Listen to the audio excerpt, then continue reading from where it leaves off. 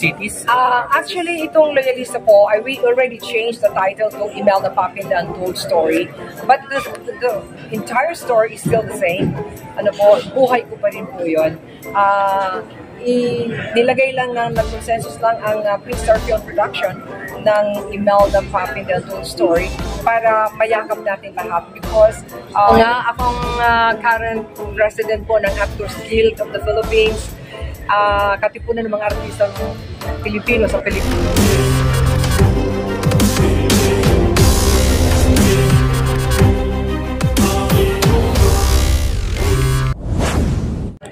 Unang-una po ako yung napapasalamat sa Diyos dahil napakalaking blessing ito sa akin after serving our people in Camarines Sur for 9 years.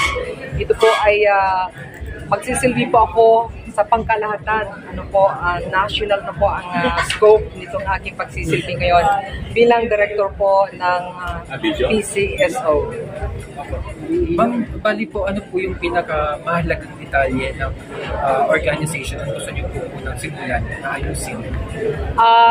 Nabanggit ko kanina during the oath-taking, after the oath-taking kay President Bongbong Marcos na kung pwede yung meron ng programang naiisip ko, yung 1 linggong serbisyo. At natuwa siya, sabi niya, sige na, unahan mo na dahil napakaganda at magtulungan kayo na ibababa ang serbisyo sa tao. Napakagandang balita galing sa kanya at gusto ko rin i-share sa inyong lahat yun dahil ang damdamin at puso ng ating presidente ay nasa sa ating lahat ng mga nangangailangan ng tulong. And one of the best effort of this organization also is to support our kababayan, lalo na po yung mga nangangailangan. Yes, when it comes to healthcare programs, medical assistance, meron pa rin scholarship, gano'n.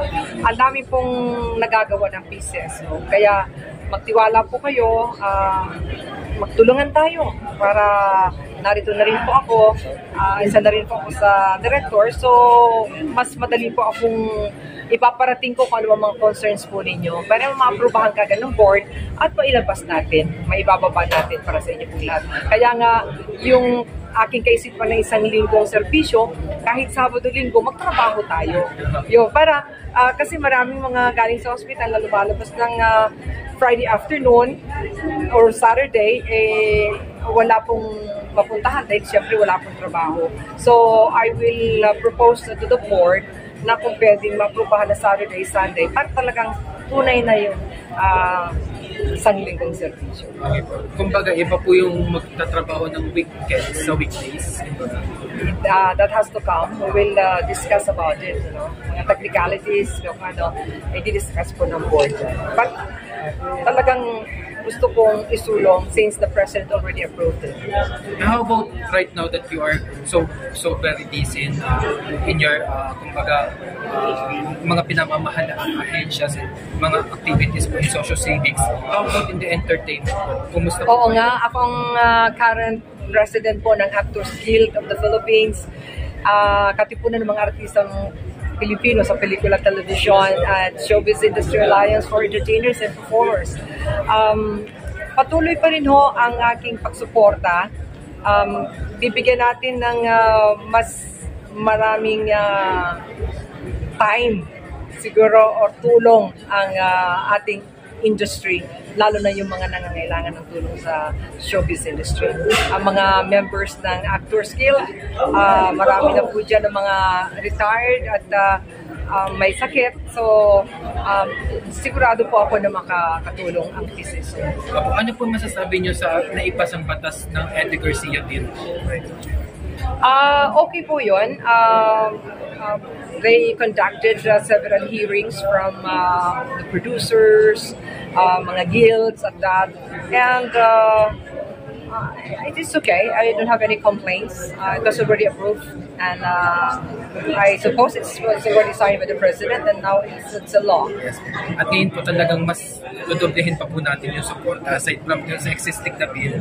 Ang sa inyo po bilang isa sa mga head na rin po ng yun nga po, isang organization, isang ahensya at the same time sa actor guilds. May marami po kayong support. Oo, actually, di ba, I produced this movie, Imelda Papinda Untold Story. loyalista. Ano po? Ito po ay para mabigyan na rin ng trabaho. Aside from yung buhay ko ay nandiyan po, kinikwento ko. Part pa lang ng buhay ko yon when I lived in Hawaii with the former president. Ganon. Marami din ako nabigyan ng trabaho dyan kahit pa paano. So, we will encourage producers also to continue producing movies para yung mga kasamahan natin sa industry ay magkaroon ng trabaho. And that is important dahil sa ngayon, kailangan ng bawat isang trabaho. No? Unless talagang bigyan ng gusto ng ating administrasyon, aside from all the problems that's going around na sinusolve ng ating presidente, we try na may propose din natin yung mga trabaho ng bawat artista at ng mamamayan. And last na lang po, ano po ang plano, yung balak po dito sa Loyalista after po na maiikot nyo ito sa iba't ibang mga cities? Actually, itong Loyalista po, we already changed the title to Imelda Papin, The Untold Story. But the entire story is still the same. Ano po, buhay ko pa rin po yun. Nilagay lang nag-consensus lang ang Queen Star Film Production ng Imelda Papin, The Untold Story para mayakap natin lahat because until now, medyo you have to explain why it's Loyalista. No? So, para wala ng explanation because anyway, all of us are loyalists to the country, to our friends, to our family, and to God. So, yung Imelda Papin Untold Story. We are going around the country doing the block screening. We just came from Davao, we finished La Union, we finished Santa Maria Pangasinan and Pampanga, and many more na nakaabang ng mga cities and provinces all over. How about in streaming platforms? Wala pa pong balak na finally? Hindi pa. Hopefully Netflix eventually. Okay. Miss Mel, yes. Hindi po tayo, congratulations po, hindi po tayo nawawala sa public service. And ngayon po, director na po sila. So how do you feel?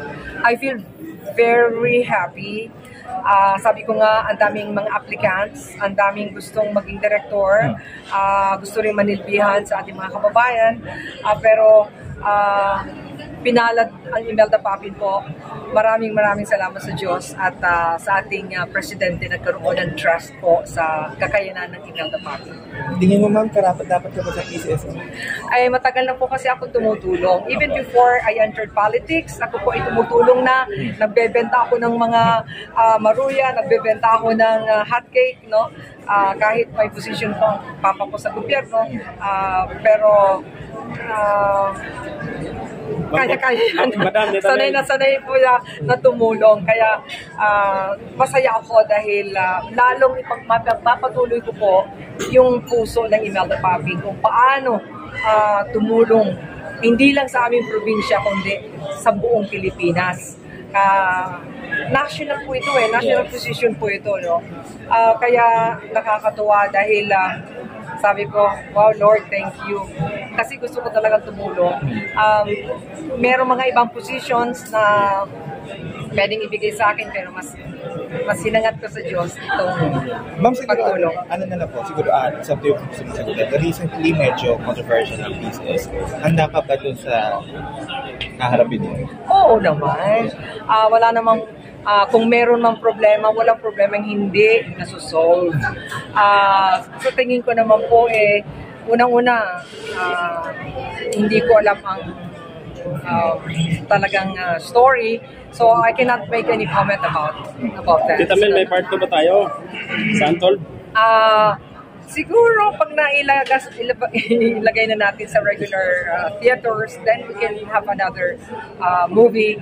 And Mafi, who is my daughter, probably will be doing may message po ba kayo kay Pangulo? Ang message ko po sa ating presidente, President Ferdinand Marcos Jr., maraming salamat po. Ipagpapatuloy po namin ang panalangin para lalo po kayong magkaroon ng lakas at maging maganda lagi ang inyong posisyon. That is why kami rin ho, kasama na po ko sa PCSO, ay patuloy po na gagampanan namin ang aming katungkulan na ibinigay po ninyo or mandato sa PCSO. Kaya maraming salamat po. Ang sabi nyo nga po ay ibababa natin ang tulong sa mga mamamayan. So narito po kami and we'll be going around and we'll shout to the whole world na ang PCSO ay maaasahan po.